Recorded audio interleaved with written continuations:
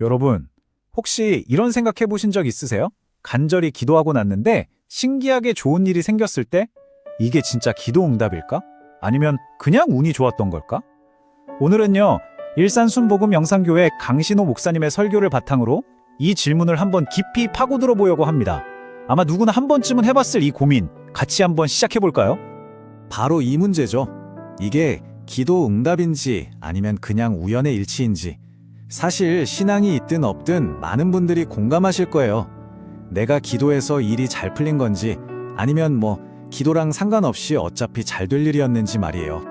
설교에서 아주 재미있는 예화를 하나 들어주시는데요. 이 상황을 정말 딱 보여줍니다.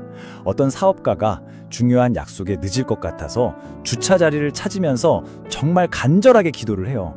하나님, 제발 주차 공간 하나만요. 그러면 제가 이번 주 헌금 2배로 내겠습니다.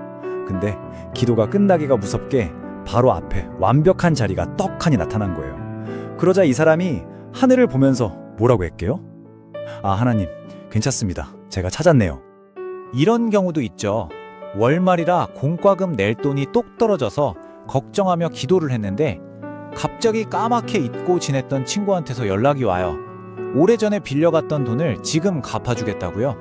자, 이것도 기도 덕분일까요? 아니면 그냥 타이밍이 기가 막혔던 걸까요?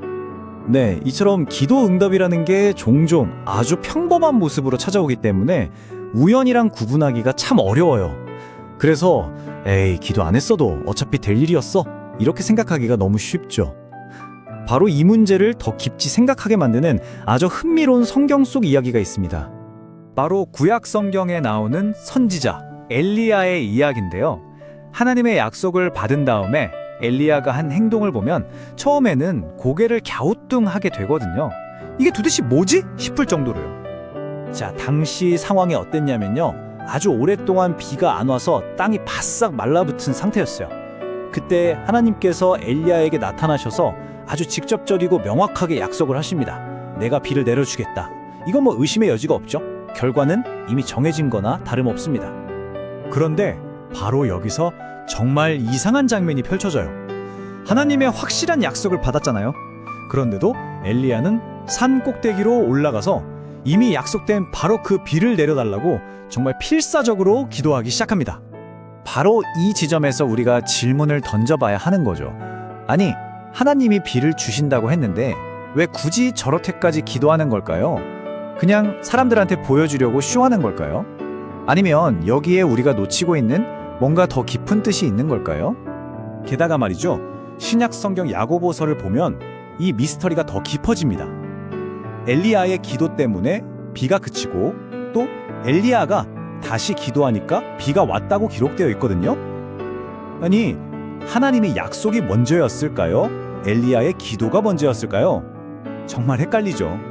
자, 이 복잡한 수수께끼를 풀기 위한 아주 중요한 열쇠가 있습니다. 설교에서는 2가지 종류의 원인이라는 신학적인 틀을 제시하는데요. 이걸 이해하면 기도의 신비가 풀리기 시작합니다. 그건 바로 실제적인 원인과 수단적인 원인을 구분해서 생각하는 거예요.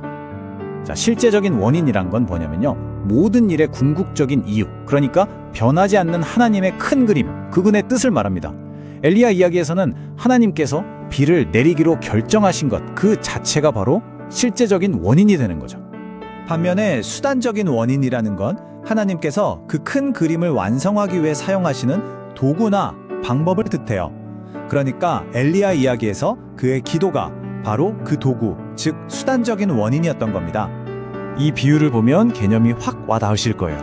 엄마가 아이를 사랑해서 저녁을 준비하기로 한 것, 이게 바로 실제적인 원인이죠. 하지만 아이가 손을 씻는 행동, 이건 엄마가 차려놓은 밥을 먹기 위해 반드시 거쳐야 하는 과정, 즉 수단적인 원인인 셈입니다. 엄마가 정해놓은 규칙 같은 거죠. 자, 그럼 이 개념을 가지고 생각해보면 기도의 의미가 완전히 달라 보이기 시작합니다. 기도의 목적이 하나님의 마음을 바꾸는 게 아니라 하나님이 하시는 일에 우리가 함께 참여하는 것으로 바뀌는 거죠. 그러니까 기도는 마음이 없는 하나님을 어떻게든 설득해서 내가 원하는 걸 얻어내려는 행위가 아니라는 겁니다. 오히려 기도는 하나님께서 이미 시작하신 그 멋진 일에 우리를 초대하는 통로인 거예요. 우리가 바로 그분의 뜻이 이루어지는 도구가 되는 경험을 하는 거죠. 보세요. 기도의 초점이 내가 원하는 걸 얻는 것에서 하나님이 하시는 일을 경험하는 것으로, 결과물에서 관계 중심으로 완전히 이동하게 됩니다. 좋습니다. 그럼 이 조금은 어려울 수 있는 개념이 주차 자리를 찾거나 돈 걱정을 하는 우리 실제 삶과는 대체 무슨 상관이 있을까요? 기도는 세상을 보는 렌즈나 안경 같은 역할을 하는 거예요.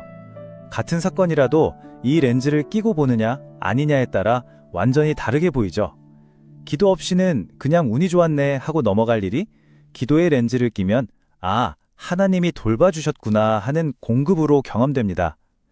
그냥 우연이라고 생각했던 일들이 하나님이 나와 함께 걷고 계신다는 동행의 증거로 다가오는 거죠.